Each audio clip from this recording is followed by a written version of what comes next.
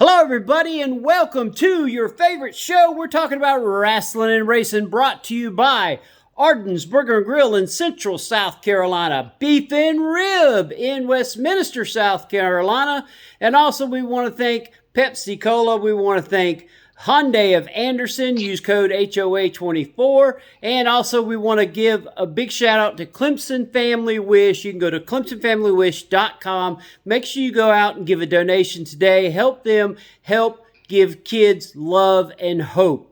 Well, folks, we haven't talked to them in a while, so we're going to get straight to it. We've got a huge SummerSlam and Raw that just happened this past couple nights, and we also want to see what he's been doing, and also a little NASCAR, because we haven't forgot. NASCAR is rounding up its regular season and fixing to go into the playoffs. Let's bring him on. Ref Brandon. How's it going, Brandon? Fantastic, Jay. How you doing? Doing great. I'm here at my daughter's house watching over, and that's why we're a little bit late getting on tonight. But, Ref, tell us what you've been up to. Well, this past weekend, I took the weekend off because I wanted to watch SummerSlam Saturday and Sunday and watch it live. So I took the weekend off. But the Saturday before that, I was at CMW. Now, this upcoming Saturday, I'll be at SWA at Easton Ollie, Georgia, and then the following Saturday, next weekend, I'll be in Griffin, Georgia, doing a show with Carlito and the Barbarian and Electra Lopez and Kid Cash will all be there. Wow. So I got SWA this Saturday, and then that show's called UCW. That's going to be next Saturday. Well, there you go, folks. Make sure you get out, support your local independent wrestling, especially our guy, Ref Brandon, and the groups that he helps support and referees for. Ref, NASCAR, tell us a little bit about what happened this weekend.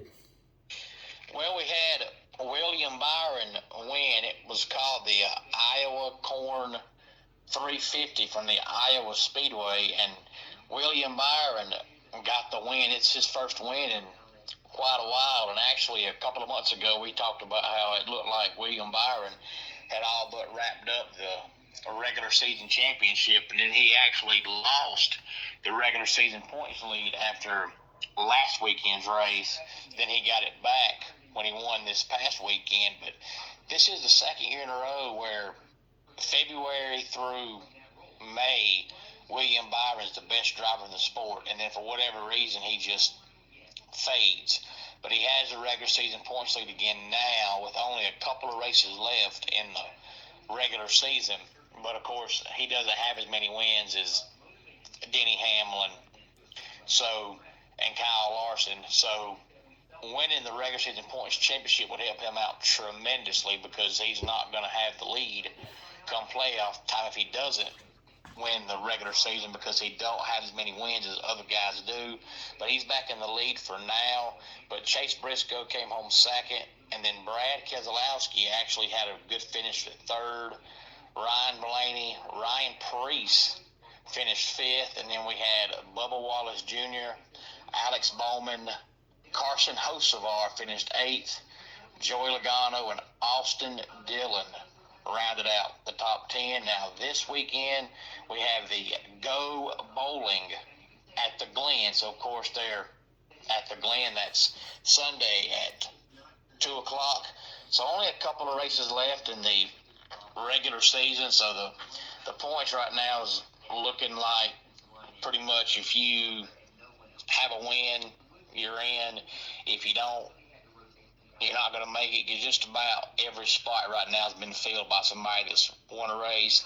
Now, there for a while, Shane Van Gisbergen was outside the top 30, so he wasn't going to make it. But he's inside the top 30 for now. Unless he has a bad couple of races, he'll make it as well. So this might be the first year ever that every single spot goes to somebody who's won a race. Usually there's one or two spots that goes to somebody that makes it in on points, and that's still a pretty good possibility.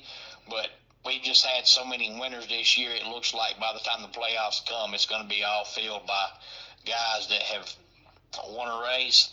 But, Hendrick obviously has the biggest name in NASCAR. But the one thing that holds Hendrick back right now from winning the championship every year is, as of right now, they still wrap up the season at Phoenix. And for whatever reason, the Hendrick team does not run good at Phoenix. I don't know why, but they don't. So I'm curious to see if NASCAR will change that, because you have a lot of fans that don't like wrapping up the season every year at the same racetrack. And I'm sure Hendrick also don't like going there since he doesn't win there.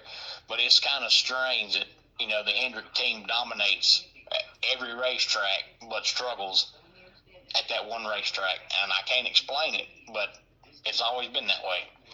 Yeah, that's true. But, I think one thing a lot of fans are also kind of upset with is we got so many road course tracks now that we're hitting, and people like the oval. I don't know what it is. I mean, I'm not against having more road tracks or whatever road courses, but I hate Charlotte's been turned into a road oval. I hate that some of these tracks that we're going to are like this, but I understand they're just trying to build the market up and give other tracks a chance, but honestly, I think you need to stick with the tracks that got you to where you're getting, and that's North Wilkesboro, Richmond, ones that they're not at no more. I think the reason why they have a hard time with the final race, because, for so many years they did Homestead. Homestead was the final race for, seemed like 50 years. But, all the NASCAR fans says it needs to be like every other sport. You don't play the Super Bowl in the same field every year. Yeah. The World Series rotates. They said, well, it's not fair to have the same racetrack get the last race every year. But it's hard because they don't want to shorten the season, so you go till November. Well, by November, it's so cold that a lot of the racetracks they go to, they can't go to in November. So you pretty much only have Phoenix, Homestead, and maybe Daytona. And that's really your only option. It's too cold to go anywhere else till November. So that's why it's hard, because you don't want to shorten the season, and you don't want to start in Daytona, end in Daytona. So it's either just go to Homestead to end the season, or go to Phoenix, or rotate and go to Homestead 1 year and Phoenix 1 year. And that's really the only choices you got.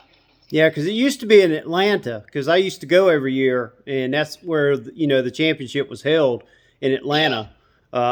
Most time it was already claimed by then, but Atlanta used to be it. But then they used to always have rain, and that was the biggest problem with Atlanta, is we would be delayed almost all the time whenever I went, at least, and it was crazy and it was cold. The wind picked up in October in Atlanta.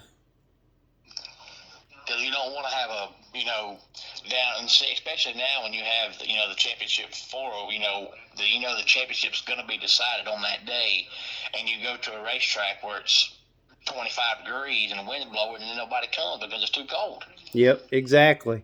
All right, Ref, let's get on to it. SummerSlam, 2 nights. It was a great show. We'll give our overall grade, but my thoughts was both nights delivered. I wouldn't give it an A+, but I still think that both nights gave everybody what they paid for.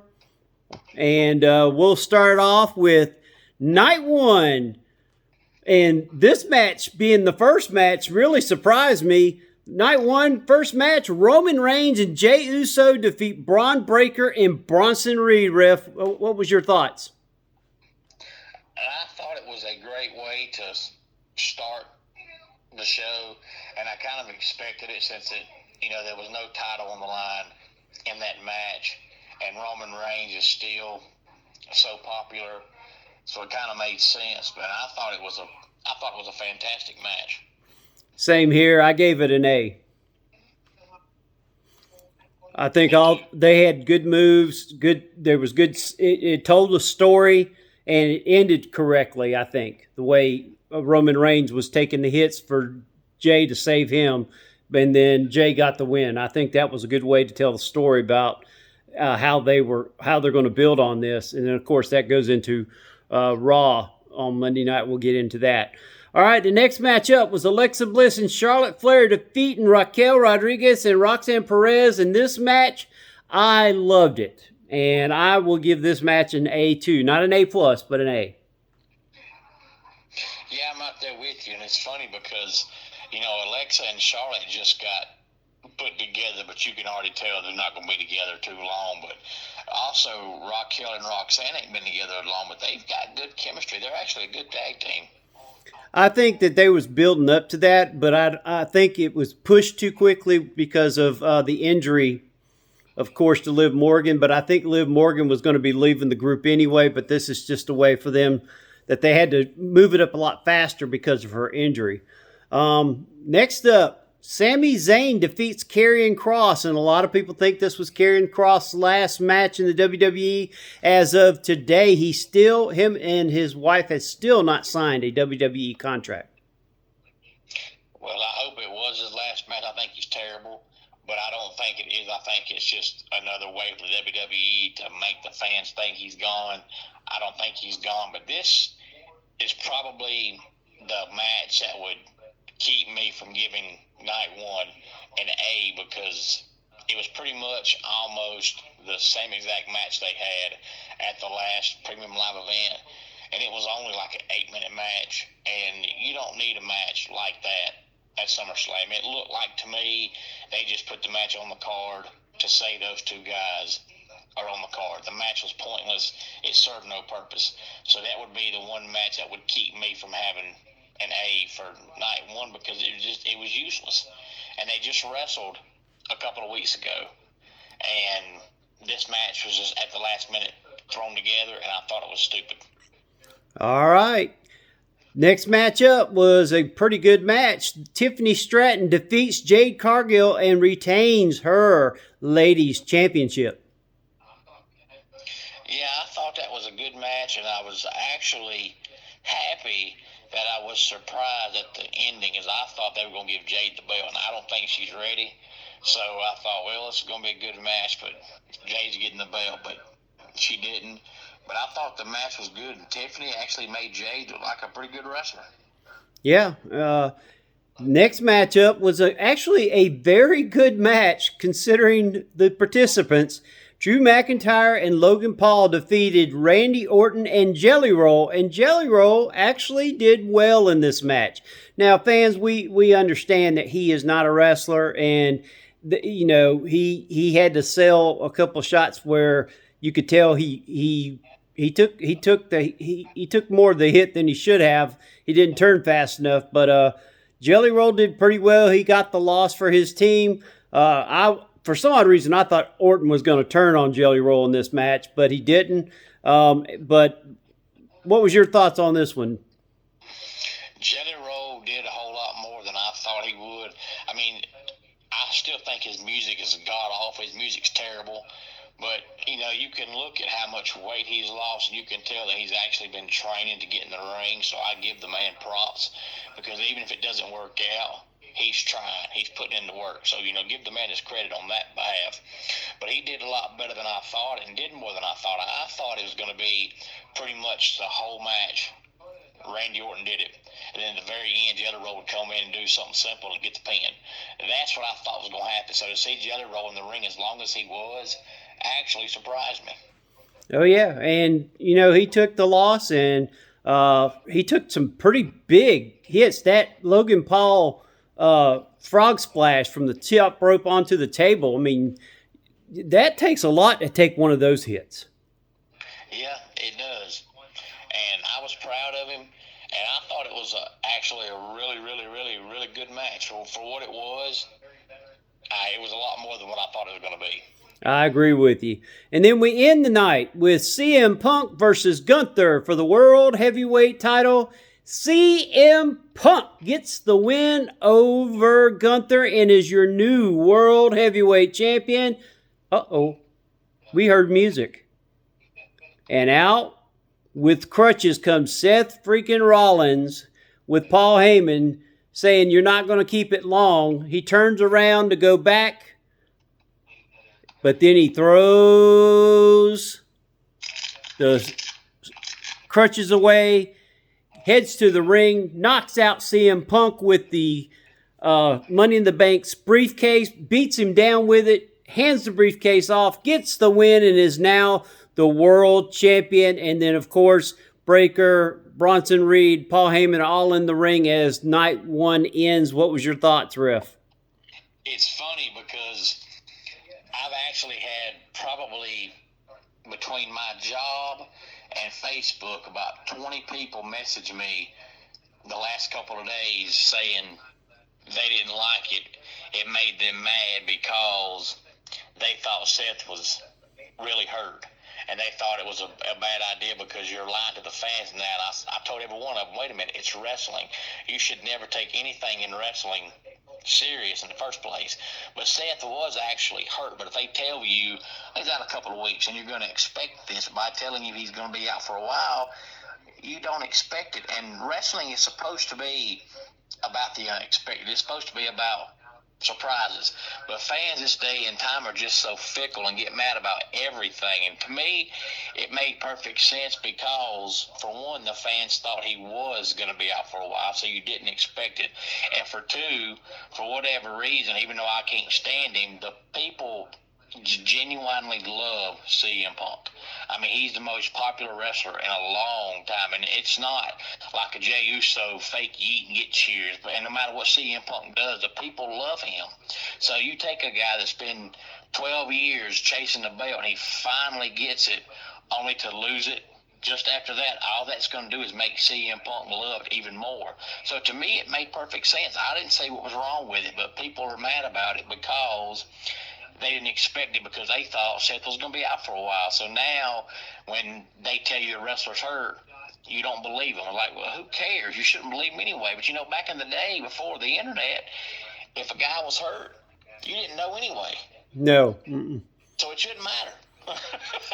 Yeah, I mean, Flair took 2 or 3 vacations back in the old NWA days just by saying he said Terry Funk broke his neck, and all it was Flair was taking a vacation.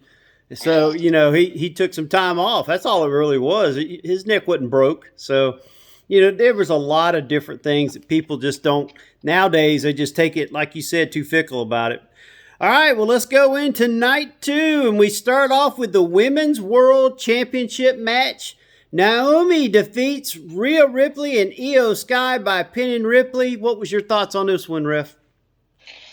I thought it was a good match. I didn't like the finish, but I never liked those kind of finishes at big shows. I mentioned that after the last PLE, but outside of the finish, I thought it was a good match. All right.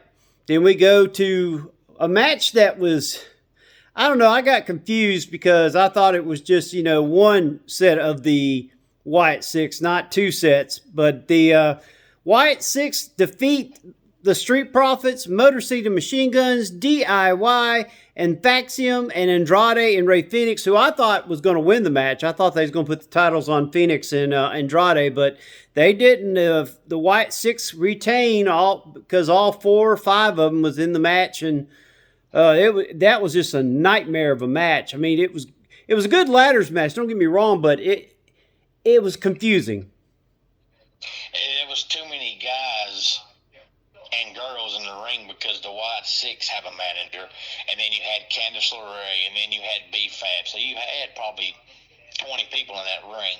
And even though I know they have huge rings, when you've got that many ladders and that many folks in the ring, you know, it can get kind of convoluted, but they pulled it off.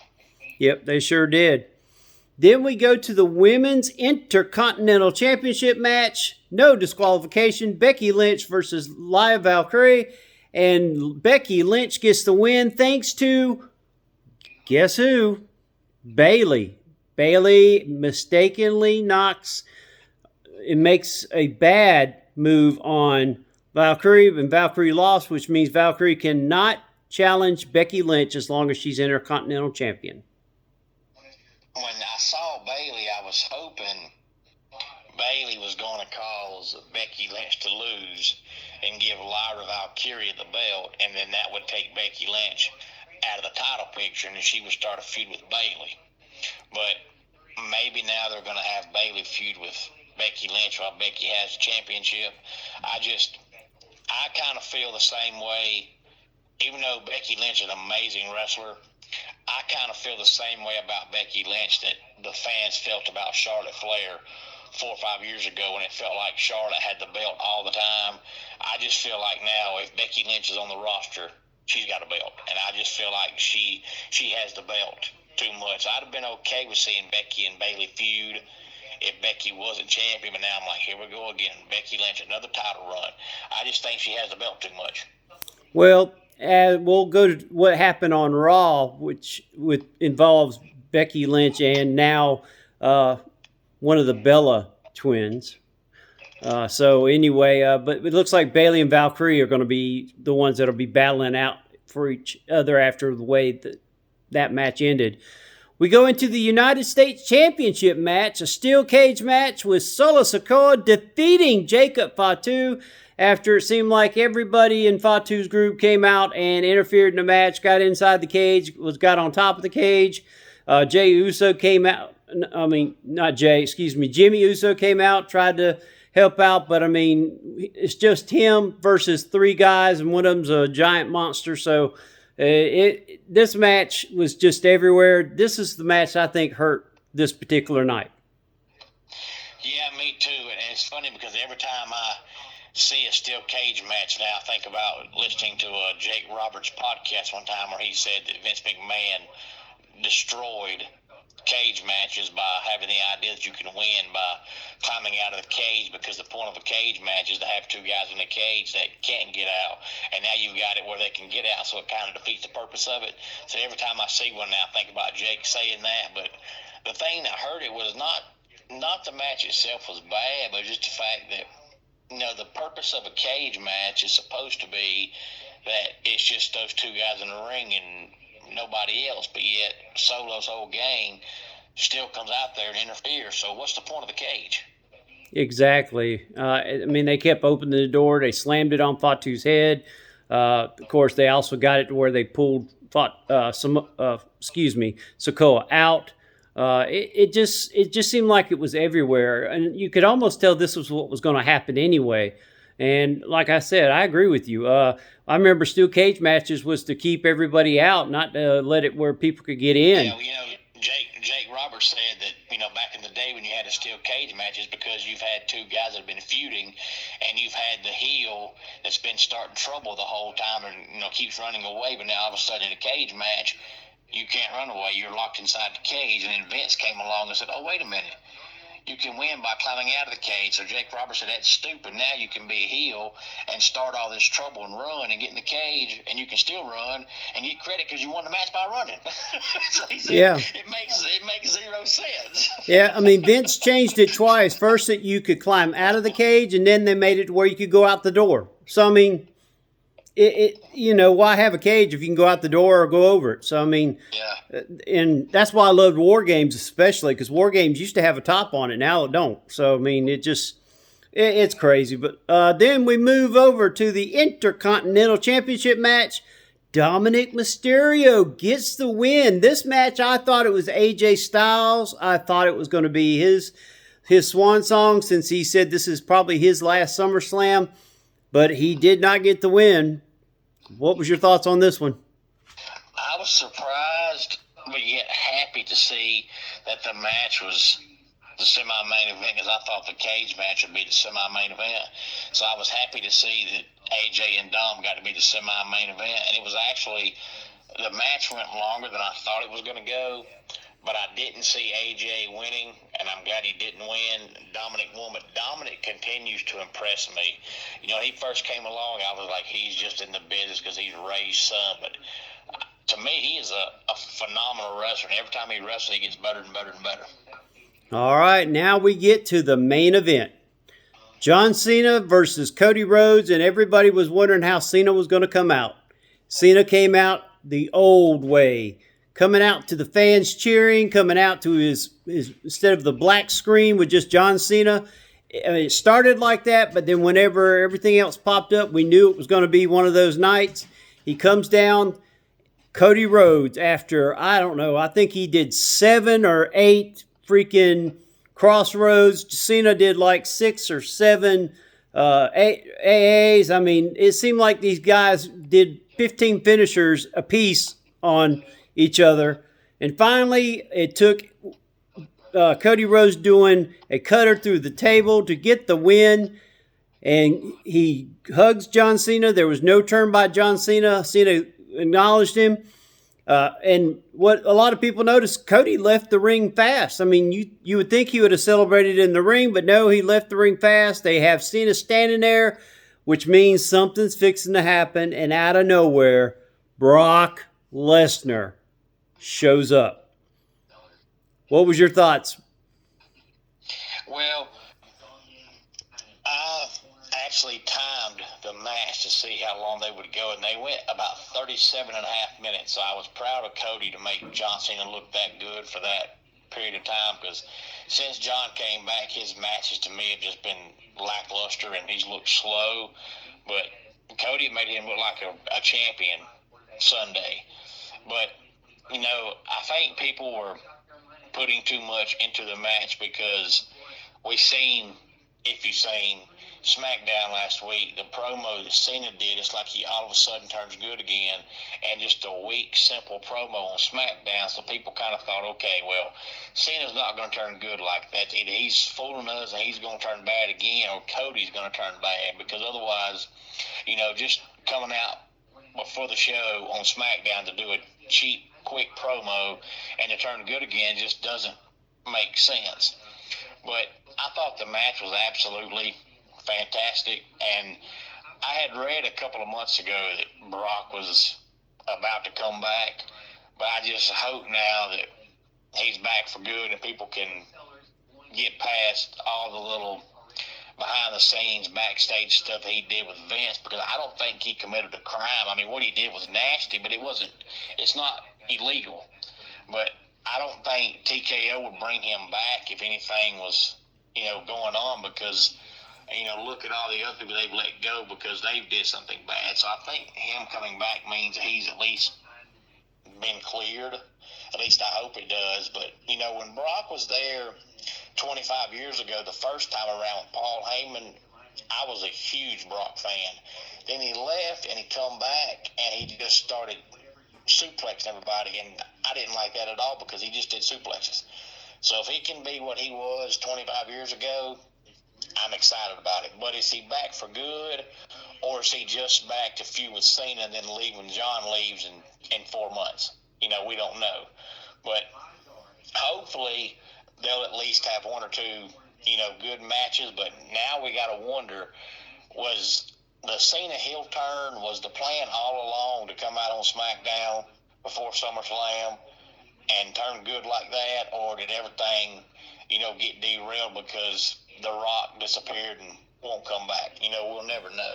It's just hard for me to believe that Cena was going to retire as a heel, but it's also hard to believe that you turn heel and the long-term plan is come out on SmackDown and do a promo and turn good again.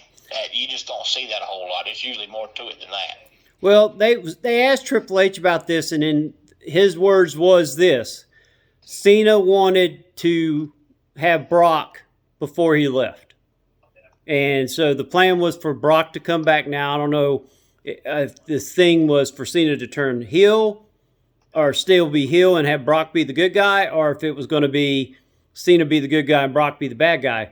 I don't know. He didn't really mention to that. He just said Cena had the right to anybody he wanted, and he wanted Brock in his ending storyline. So I don't know if this is going to be several matches, if this is going to be a one-off, but this is what Cena wanted. He wanted Brock, and he got Brock because Triple H said that they're catering to Cena's final wishes going into the end of this year. So we'll see how it goes.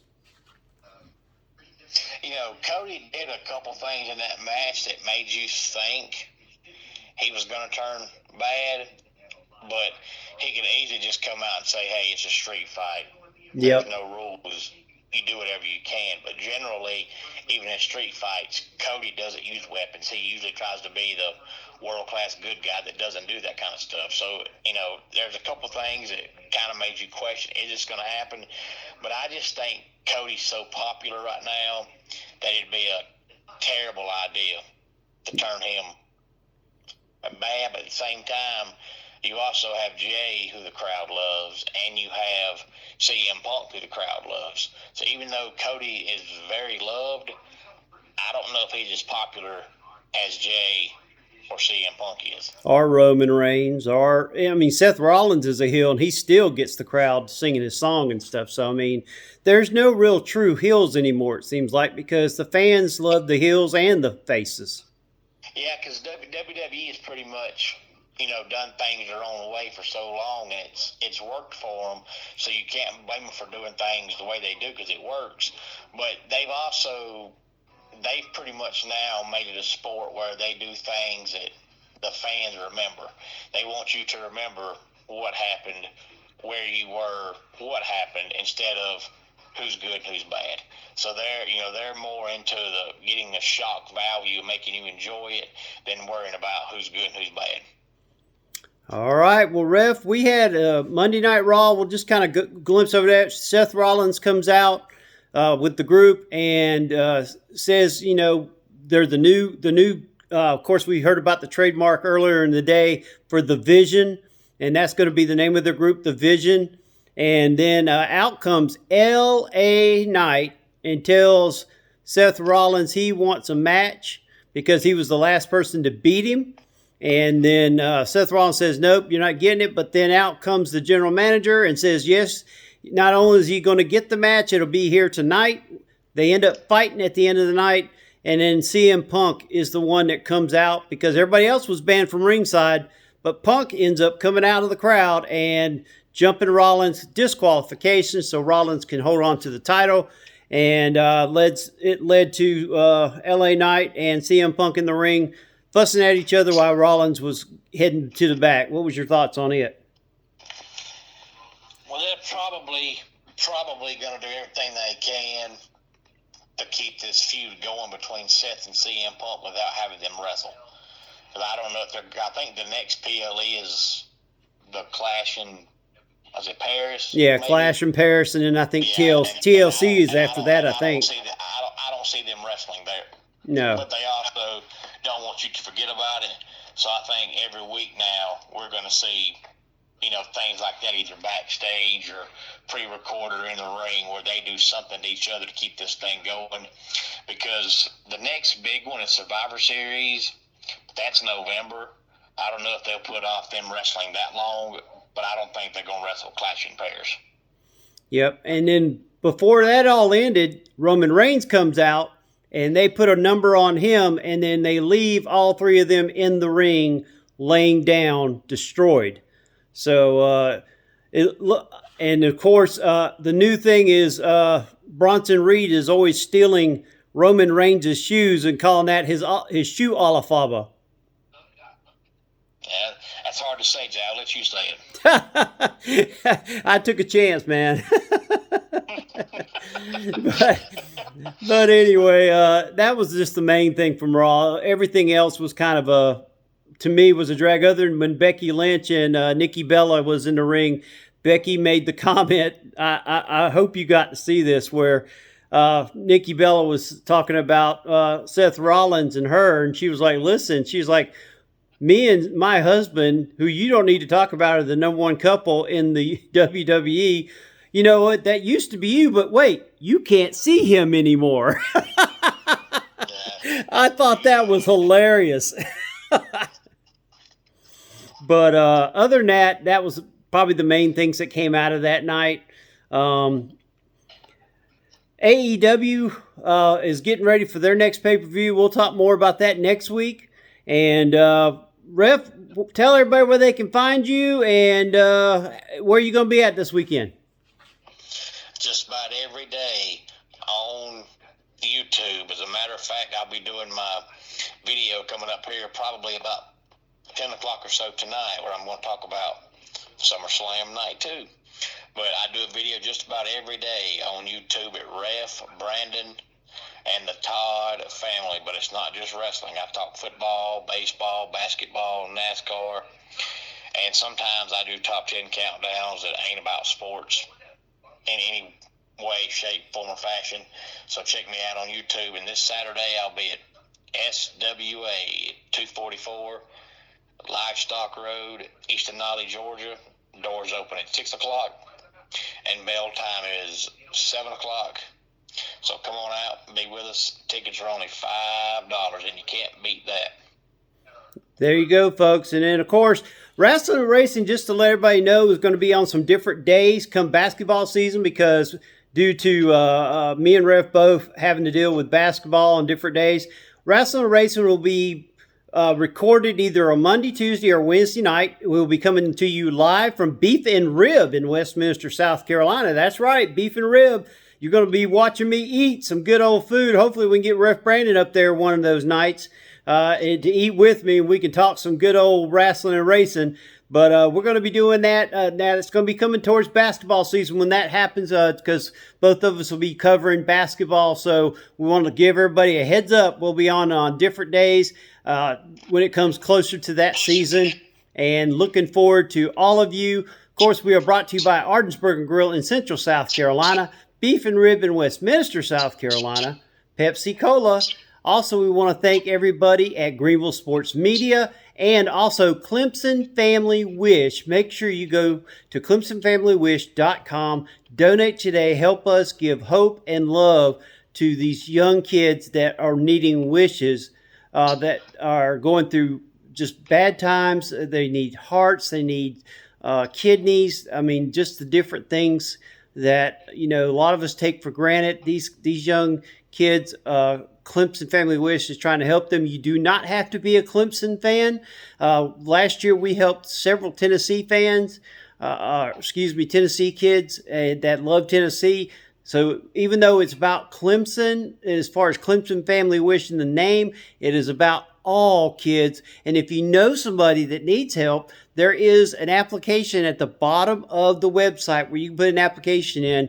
So if you know somebody that is between the ages of course, an infant to 18 years old, let us know. And even if they're not, go ahead and put it down there, because we believe in praying for everybody and trying our best to help out. And I want to thank Randy and Shelby Flynn for allowing Greenville Sports Media and Rasslin Racing to be a part of this. All right, folks, thank you for joining us. This is Rasslin Racing. This is Jay. That's Ref Brandon. Thanks for joining.